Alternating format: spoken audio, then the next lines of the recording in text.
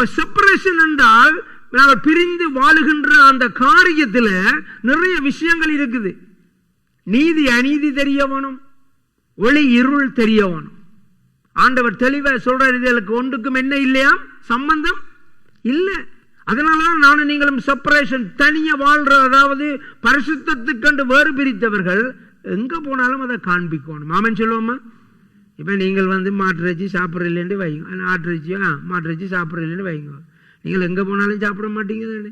வீட்டில் சமைச்சாலும் சாப்பிட மாட்டீங்க, பாட்டியில் சமைச்சாலும் சாப்பிட மாட்டீங்க, அமெரிக்கா பிரசிடன்ட் கூப்பிட்டு விருந்து வச்சாலும் சாப்பிட மாட்டீங்க தானே.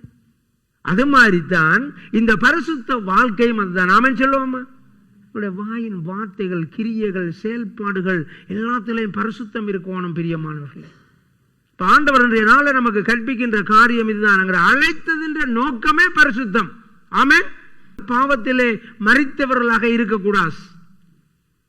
எங்களுக்குள்ளே இயேசு கிறிஸ்து இருப்பாரா இருந்தால் ஜீவன் இருக்கும். அந்த ஜீவன் மனுஷருக்கு எப்படி இருக்குமா? ஒளியா இருக்கும். வாழ்க்கையில அந்த காரங்கள் சூழ்நிலைகளை குறித்து ஒரு பயமும் கிடையாது. இயேசு கிறிஸ்து எங்களுக்குள்ள அவர் ஜீவன உயிரோட இருக்கும்.